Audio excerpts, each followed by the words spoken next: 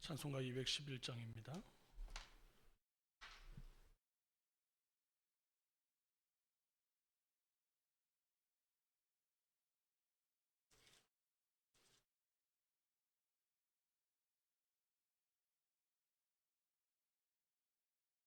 찬송가 211장. 값비싼 향유를 주께 드린 막달라 마리아 본받아서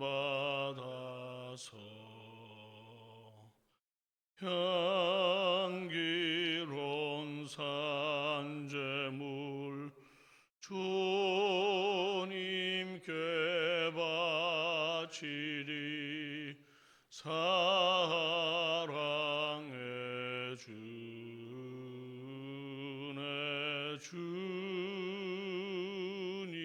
주님께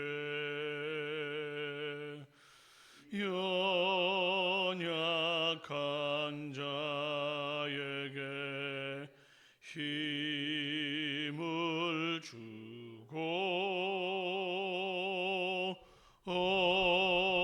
어두운 세상에 빛을 비춰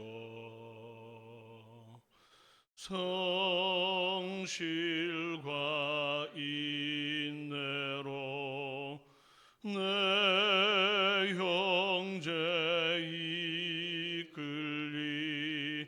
사랑의 주네 주님께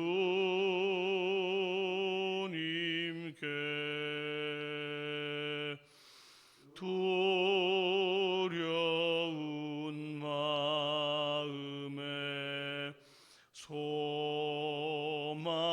주고 슬픔에 쌓인 자 위로하며 길 잃은 자들을 친절히 이끌리. 사랑의 주네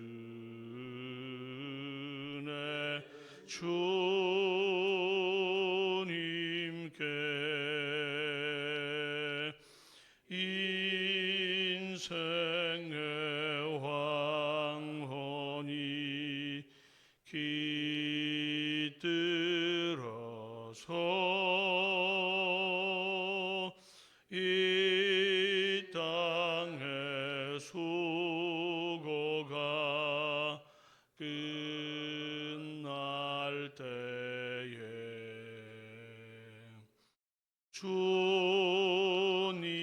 주님을 섬기다 평안히 가리라. 사랑의 주 내 주님께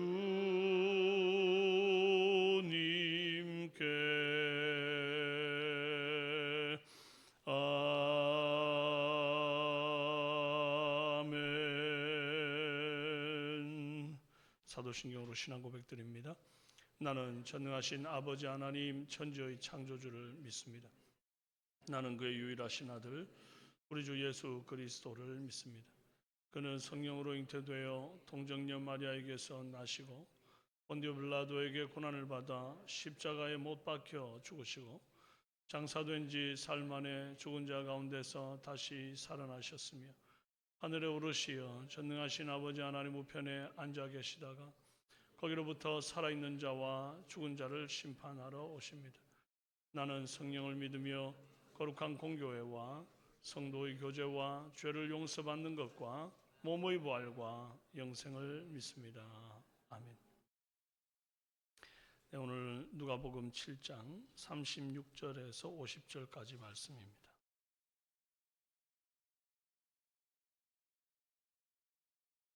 누가복음 7장 36절에서 50절까지 신약성경 102페이지입니다.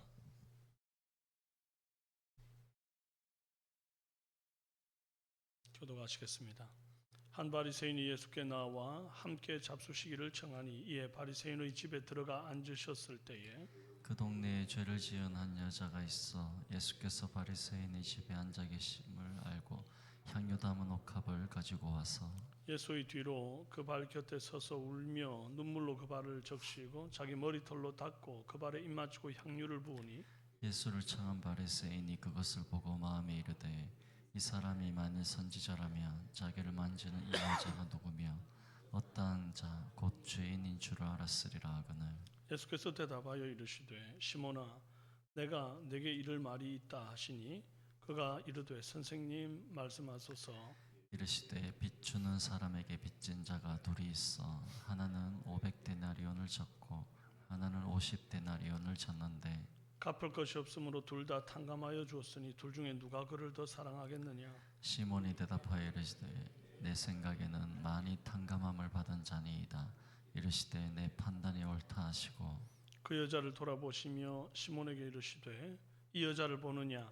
내가 네 집에 들어올 때 너는 내게 발 씻을 물도 주지 아니하였으되 이 여자는 눈물로 내 발을 적시고 그 머리털로 닦았으며 너는 내게 입맞추지 아니하였을 때 그는 내가 들어올 때로부터 내 발에 입맞추기를 그치지 아니하였으며 너는 내 머리에 감람유도 붓지 아니하였으되 그는 향유를 내 발에 부었느니라. 이러므로 내가 네게 말하노니 그의 많은 죄가 사하여졌도다. 이는 그의 사랑함이 많음이라. 사함을 받은 일이 적은 자는 적게 사랑하느니라. 이에 여자에게 이르시되 네 죄 사함을 받았느니라 하시니 함께 앉아있는 자들이 속으로 말하되 이가 누구이기에 죄도 사하는가 하더라. 함께요.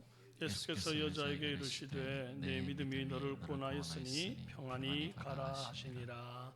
아멘. 반갑습니다. 누가 더 사랑하겠느냐 하는 제목으로 은혜 나눕니다. 한 바리새인이 예수님께 식사 초대를 했어요. 이 사건 바로 앞에 예수님께서 바리새인에 대해서 부정적인 말씀을 하신 적이 있습니다. 모든 백성들은 세례요한에게 세례받으며 말씀을 경청하지만 30절의 말씀인데요. 7장 30절. 바리새인과 율법 교사들은 그의 세례를 받지 아니하므로 그들 자신을 위한 하나님의 뜻을 저버리니라 그랬어요. 바리새인들이 왜 세례요한의 세례를 받지 않았겠습니까? 일단 내가 광야에서 세례 주는 너보다 낫다 이런 생각을 하니까 자기보다 못한 세례요한한테 세례받을 이유가 없는 거죠. 어릴 때부터 바리새파로 워낙 구별되어 살았기 때문에 율법을 범한 적이 없으니 씻을 죄도 없다고 생각하기 때문입니다. 교만이죠. 또 바리새인들은 이래도 비판하고 저래도 비판하는 사람들이라 했어요.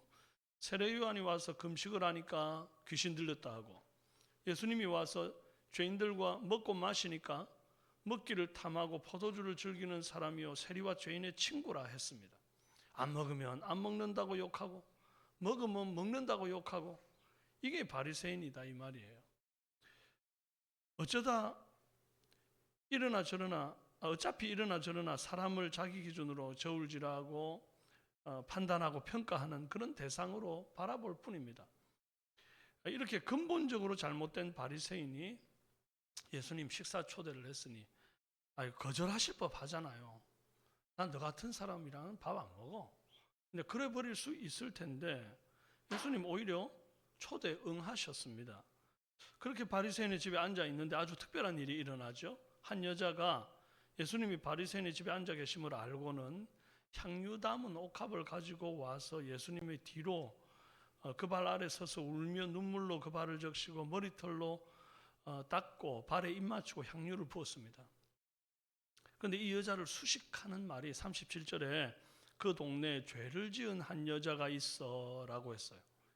간음인지 절도인지 안식일을 범했는지 도대체 어떤 죄를 범한 여자인지는 우리가 알 수 없습니다. 하지만 그 동네에서는 적어도 뭔가 아주 특별한 죄를 진 거예요. 그래서 모르는 이가 없는 아주 소문난 죄인입니다. 그 동네 사람이 아니면 어쩌면 모를 수도 있지만 적어도 그 동네 사람이라면 사람들이 다 이 여자를 가까이 하지 않아요. 상종을 안 합니다. 상종하게 되면 똑같은 인간이구나 이런 취급을 받을까 봐 아무도 상대를 안 했어요. 근데 예수님은 이 여자의 죄를 묻지도 않으셨고 또 이미 알고 계셨더라도 굳이 사람들 앞에서 다시금 이 여자의 죄를 밝히면서 멀리하지 않으십니다. 그 여인이 예수님께 이제 향유를 붓고 눈물로 발을 적시고 머리털로 발을 닦고 입 맞출 때 그저 그냥 인자한 얼굴로 그 모든 행위들을 받아주고 계십니다. 그 모습을 보고 예수님을 초대한 바리새인이 막 속으로 판단하고 정죄하면서 말하는 거예요. 39절. 이 사람이 만일 선지자라면 자기를 만지는 이 여자가 누구며 어떠한 자고 죄인인 줄 알았으리라 하거늘. 아니 이 여자가 죄인인 줄 알았더라면 어떤 죄인인지 알았더라면 남들처럼 절대로 가까이 오지 못하게 했을 텐데 아마 손도 못 대겠을걸? 그런데 그냥 가만히 있는 거 보니까 선지자 아니구만. 역시 그러면 그렇지. 이게 이 바리새인의 속내거든요. 예수님은 이 바리새인의 속마음을 다 알고 계십니다. 이 소리가 이 마음의 소리가 마치 스피커에서 나오는 소리처럼 예수님께는 아주 크게 들리는 거예요. 얼마나 기분이 상하시겠습니까? 이 속으로 말한 게 아니라 막 대놓고 말한 거라고 한다면 얼마나 이게 기분이 나쁘겠어요. 그런데 예수님 귀에는 이게 생생히 들리니까 마음이 상할 만도 해요. 그 교만한 바리새인이 얼마나 꼴도 보기 싫을까요? 그러나 예수님은 감정적으로 바리새인을 대하거나 화를 내지 않습니다. 저는 예수님의 이런 모습까지도 우리가 배울 수 있으면 참 좋겠다. 오늘 이 새벽에 그런 생각이 들어요. 나를 평가하고 폄하하는 소리를 들을 때에 자기만 의롭고 남들은 다 틀렸다라고 말하는 그런 교만한 사람을 만났을 때에 그때도 감정을 다스리고 이성으로 대화했으면 좋겠어요. 사실 우리는 사람들이 무슨 생각을 하고 또 나를 대하고 있는지 저렇게 겉으로는 웃고 있는데 이게 포커페이스를 하는 건지 아니면 진짜 진심으로 저렇게 웃는 건지 구별이 안 될 때가 있거든요. 그러나 설사 그들이 아주 모욕적인 생각을 마음으로만 하는 게 아니라 막 입으로 뱉어냈다 할지라도 예수님께는 지금 그런 입장이잖아요. 다 생생하게 들리니까. 아니, 대놓고 막 예수님 앞에 저렇게 모욕적인 언사를 하는 거하고 똑같잖아요. 그런데도 굉장히 차분하게 이성적인 대화를 이어가시더라. 우리도 그랬으면 참 좋겠습니다. 예수님은 이 바리새인의 마음의 소리를 들으시고는 대답하십니다. 시몬아. 시몬은 베드로를 말하는 게 아니에요. 예수님을 초대한 이 바리새인의 이름이 시몬입니다. 예수님이 바리새인에게 이렇게 이름으로 친히 불러주는 경우는 자주 없는 일입니다. 마태복음 23장 33절에 보면 바리새인과 율법사들에게 이 뱀들아 독사의 새끼들아 그렇게 호칭하죠. 그런 호칭과는 상당히 대비됩니다. 시몬아 내가 내게 이를 말이 있다. 자상한 부르심으로 가르침을 시작해요. 그때 그가 이르되 선생님 말씀하옵소서 그랬어요. 여기서 이제 선생님이라고 하는 게 디다스칼레라는 히브리어인데 헬라어인데 랍비에 상응하는 말로 이제 고대 사회에서 최고의 칭호로 불린다는 거죠. 특히 이제 바리새인들은 자기들이 이 디다스칼레라는 말로 불리기를 되게 좋아했어요. 이런 호칭으로 불리는 걸 즐겼습니다. 근데 이 바리새인 시몬은 죄인인 여자와 스스럼 없이 접촉하는 예수를 보고는 그가 선지자가 아니라고 분명히 판단했잖아요. 겉으로는 선생님, 이 디다스칼레 이런 표현을 호칭을 사용해서 자신의 속내를 감추는 거예요. 이런 겉과 속이 다른 아주 위선적인 태도, 이런 태도는 지금 눈물로 옥합을 깨트린 죄인인 여인이 이제 자신의 감정에 정말 충실하게 남들이 뭐라 하든지 관계없이 예수님께로 와서 눈물을 쏟고 이 향유를 붓고 머리털로 씻기는 그런 태도와는 완전히 대조를 이루지 않습니까? 한 사람은 지극히 위선적이고 한 사람은 지극히 솔직한. 예수님은 한 비유로 질문을 하십니다. 빚진 자가 둘이 있어 하나는 500데나리온을 졌고 하나는 50데나리온을 졌는데 갚을 것이 없어서 둘 다 탕감해 줬다. 둘 중에 누가 더 빚을 탕감해 준 자를 사랑하겠느냐? 1데나리온은 노동자 하루 품삯이고 하루 10만 원으로 계산하면 50데나리온은 약 500만 원의 가치가 있습니다. 500데나리온이면 5천만 원의 가치가 있어요. 그 차이가 엄청나죠. 그러니까 500만 원 빚진 자와 5천만 원 빚진 자 이제 이렇게 비유하셨다고 보시면 되겠어요. 그러니까 바리새인 시몬이 대답하기를 당연히 5천만 원 빚 탕감받은 사람이 그 탕감해 준 사람을 더 사랑하겠죠. 그렇게 대답하니까 예수님이 말하기를 저 여자는 네가 생각하는 것처럼 죄 많은 여자다. 그래서 그 많은 죄를 탕감받은 기쁨으로 더 큰 사랑을 내게 보이는 거야. 오늘 나를 초대한 것은 넌데 정작 너는 내게 발 씻을 물도 주지 않았고 내게 입 맞추지도 않았고 내 머리에 싸구려 감람류도 붓지 않았잖니. 그런데 이 여자는 내가 들어올 때부터 눈물로 내 발을 적시고 머리털을 닦았고 또 내 발에 입 맞추고 향유를 부었다. 더 간단히 쉽게 말하면 너는 나를 말로만 사랑했고 저 여자는 삶과 행동으로 사랑했다. 어느 쪽이 진짜 나를 사랑하는 거냐? 이거예요. 우리가 하나님을 사랑한다 하면서 혹시 이 바리새인처럼 이것저것 자로 재면서 말로만 사랑하는 것 아닌지 돌아보기를 바랍니다. 나 식사 대접했잖아. 그 정도면 난 할 만큼 했잖아. 혹시 그런 태도는 아닌가? 이 여인은 말 한마디 없이 향유와 눈물과 입맞춤으로 진짜 사랑을 물질과 몸으로 보였어요.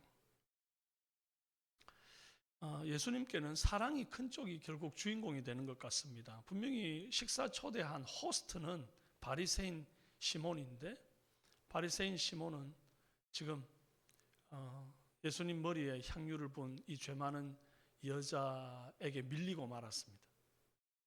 진정한 호스트가 이 여자가 되어버린 거죠. 예수님께는 전에 얼마나 많은 죄를 지었는가가 중요하지 않습니다. 이 여인처럼 지금 죄 용서받은 감격으로 회개에 합당한 열매를 맺고 살아가고 있는가, 이게 중요합니다. 주님은 과거를 보지 않아요. 과거를 봤다 그러면 이 여자가 예수님께 가까이 다가오게 내버려 뒀겠습니까? 이 여인을 죄가 많은 여인으로 보지를 않고 용서받은 죄의 크기만큼 큰 사랑을 실천하며 사는 귀한 여인으로 지금 보고 계신 거예요. 그리고 여자에게 48절 네 죄 사함을 받았느니라. 내 믿음이 너를 구원하였으니 평안히 가라 하시면서 다시 한번 사람들 앞에서 여인의 깨끗함을 증명하셨습니다.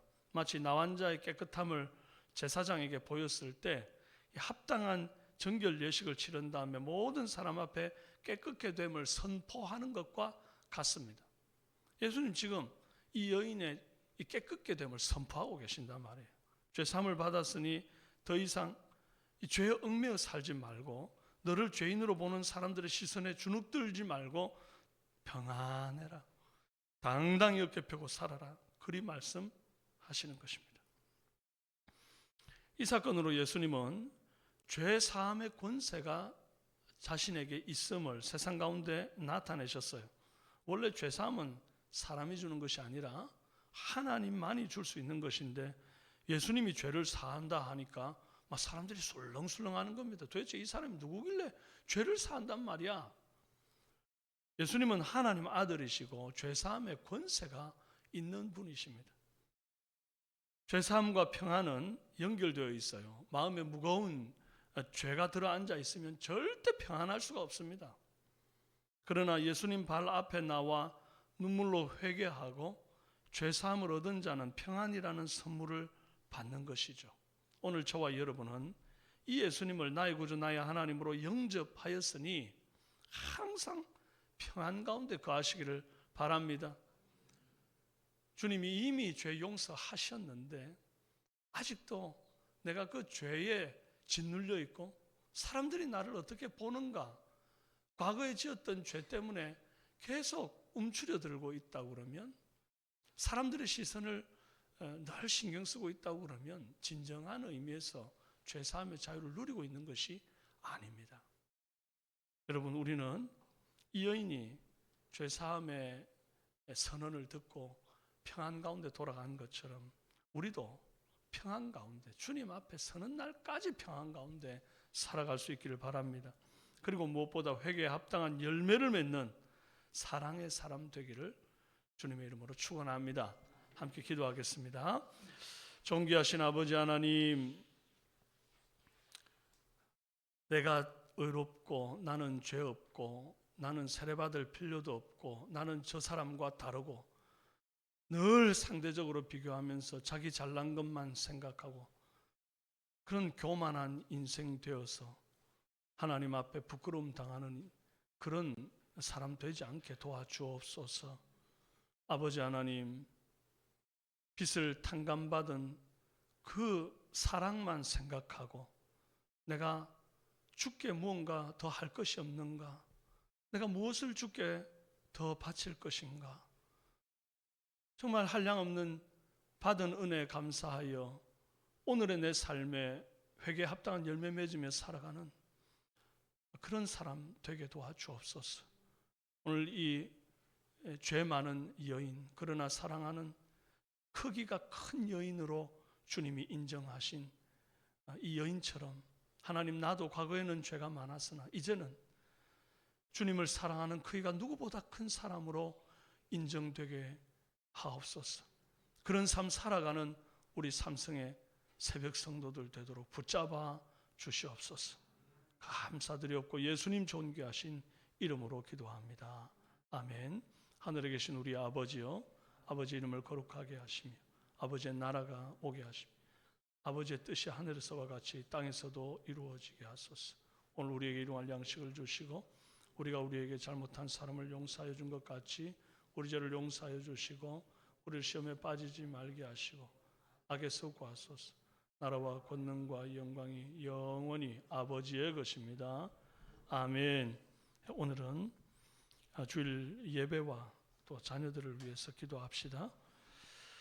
다가오는 주일은 기관 목장 모임이 있는 주일입니다. 전 성도가 주일 성수하면서 예배를 통해 하나님의 임재를 경험케 하시고 또 기관 목장 모임 가운데 하나님께서 은혜를 더하사 이제 모임 속에서 서로가 깊이 있는 교제하며 떡을 떼며 기도하기를 힘쓰는 그런 공동체 되도록 위해서 기도해 주시고 매주 새 가족들이 등록되며 또 그들이 잘 정착하고 우리 자녀들을 위해서 또 기도하실 때 수험생, 취업준비생, 군복무와 타지에 있는 자녀들 강건케 위해서 기도해 주시고 또 결혼정년기에 있는 우리 청년들에게 믿음의 배우자, 믿음의 가정 세울 수 있도록 위해서 기도해 주시기를 바랍니다.